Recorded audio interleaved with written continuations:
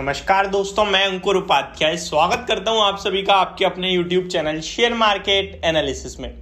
दोस्तों, बात करेंगे रेलवे स्टॉक्स के बारे में। रेलवे स्टॉक कहीं ना कहीं आज फिर से अपने लाइफ टाइम हाईज लगाते हुए दिखे हैं कुछ आपको, स्पेशली वही RVNL, IRFC, ये कुछ ऐसे स्टॉक है जो कंटिन्यू आपको तेजी में आते हुए दिखे हैं पिछले कुछ दिनों में।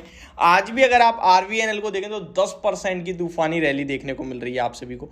IRFC में 6% की शानदार तेजी है।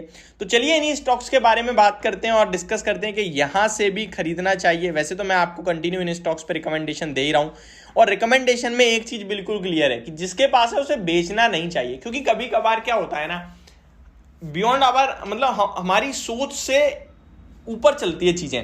फॉर एग्जाम्पल, अभी ये खुले नीले आसमान में कोई चार्ट पैटर्न बनेगा नहीं, यहाँ पे यहाँ कंटिन्यू तेजी बन रही है। अगर आपको छोटे छोटे स्टॉप लॉस देखने ना, तो आपको एक हफ्ते का या फिर 10 दिन का चार्ट देखना पड़ेगा। अब इसमें क्या होगा, आपको छोटे स्टॉप लॉस मिलेंगे। अदरवाइज आप अगर 1 महीने या 2 महीने का चार्ट देखो तो आपको वन साइडेड अपटिक दिखेंगे, इसमें आप स्टॉप लॉस निकाल नहीं पाओगे।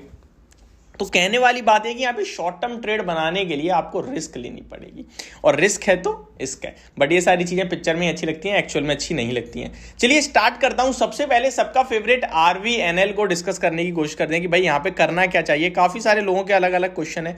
किसी कोई कह रहा है खरीद लें, तो कोई कह रहा है क्या प्रॉफिट बुक कर लें। दोनों ही अलग अलग अपने ओपिनियंस लेके बैठे हैं। तो सबसे पहले मैं स्टॉक के बारे में बताना चाहूंगा। 11 के PE पे ये स्टॉक आ चुका है इस समय, और अराउंड 16,800 करोड़ का मार्केट कैप हो चुका है इस कंपनी का। इस कंपनी के वैल्यूएशंस की बात करें तो मोर देन 2 टाइम्स के वैल्यूएशंस पे ये स्टॉक अब ट्रेड करता हुआ दिखता है आपको। तो एक सरकारी कंपनी अगर वैल्यूएशंस में 2 टाइम्स पे ट्रेड करे तो कंफर्ट थोड़ा कम ही देती है, मुझे तो ऐसा लगता है। बाकी मैं एक्चुअल वैल्यू के हिसाब से बताऊं तो 33.7 की बुक वैल्यू है इस स्टॉक की। 80 पे ट्रेड कर रहा है, तो अब ये 2 टाइम्स पे ट्रेड नहीं कर रहा है, अब ये मोर देन 2 टाइम्स पे ट्रेड करने लगा, ऑलमोस्ट 3 टाइम्स पे आने वाला है कुछ दिनों में। तो स्टॉक तो ऊपर चल रहा है काफी ज्यादा, ठीक है जी। अगर स्टॉक की बात करें रिटर्न्स की, तो 1 महीने में 102% के रिटर्न है। अब मैं आपसे एक सिंपल सी चीज पूछना चाहूंगा कि जब स्टॉक इतनी तेज भागता है तो वहां प्रॉफिट बुकिंग या फिर हल्की करेक्शन भी आती है, वो अगर हम 1/3 भी लें तो 33% की होती है। तो यहाँ पे जो फ्रेश एंट्री ले रहा है उसका बड़ा कहीं ना कहीं पैसा फंस सकता है। तो मैं अब आपसे ये कहूंगा कि आप खरीदते समय ही अपने रिस्क के अकॉर्डिंग स्टॉप लॉस रख लें। चार्ट्स की बात करें तो 1 महीने में भी मैं जहां से देख रहा हूं वन साइडेड अपटिक है, वो 70 रुपए का है। 70 से 80 वन साइडेड आया, आप देख सकते हैं आज 80 हो गया। तो और छोटा देखने के लिए मुझे और छोटा एक वीक का चार्ट करना पड़ेगा, तब भी 70 रुपए दिख रहा है, क्योंकि स्टॉक 70 पे बंद हुआ और ऊपर खुला है, सीधे ऊपर निकल गया, 80 पे आ गया है। तो कहने वाली बात है, अब आपको 10, 13, 15% का स्टॉप लॉस नहीं दे सकते हैं। तो आपको अपने हिसाब से स्टॉप लॉस रखना पड़ेगा, और स्टॉप लॉस चार्ट्स के अकॉर्डिंग नहीं बनेगा। स्टॉप लॉस बनेगा आपकी रिस्क के अकॉर्डिंग, आपकी कितनी रिस्क एपेटाइट है। अगर आप सोचो मैं खरीद लेता हूं, स्टॉप लॉस नहीं रखता हूं, तो आप बुरी तरीके से ट्रैप हो सकते हो। लाइफ टाइम हाइस पे ट्रेड कर रहा है और वैल्यूएशन वाइज भी कोई कंफर्ट नहीं दे रहा है आपको।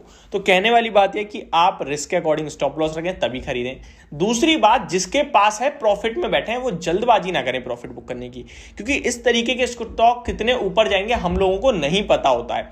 इसका एग्जांपल मैं दूं तो एक रेलवे स्टॉक से ही देने की कोशिश करूंगा। IRCTC आपको याद हो तो 2,000 रुपए से 6,000 रुपए की जर्नी हुई थी, स्टॉक में 3 गुना हुआ था।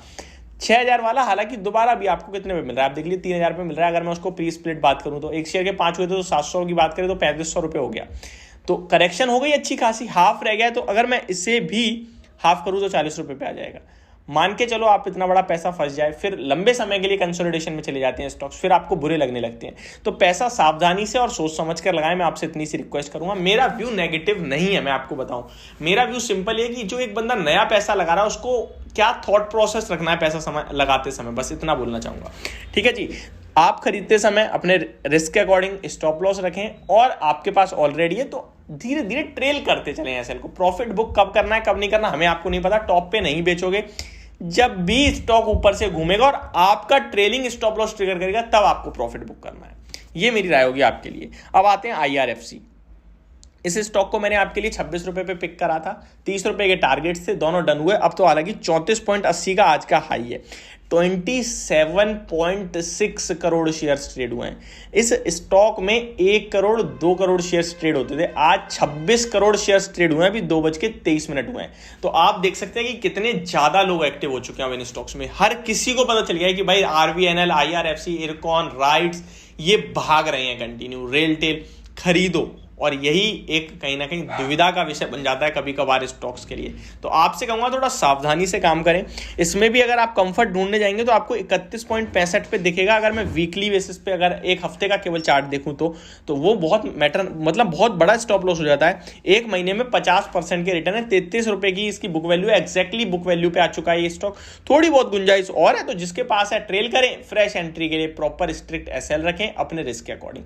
तो ये मेरा व्यू है इस समय इन दोनों स्टॉक्स पे। बाकी आप चाहे इरकॉन की बात करें, रेलटेल की बात करें, तो मैंने उन पे अभी बात नहीं करी है, बट इरकॉन में 62-63 रुपए का लेवल देखने को मिल रहा है। सेम कंडीशन है, सेम बात बोलूंगा, आप रेलटेल होल्ड करते हो, IRCON, rights, IRFC, RVNL। Hope आपको सब कुछ क्लियरली समझ में आ गया होगा। Thank you so much for watching this video. Have a great day guys.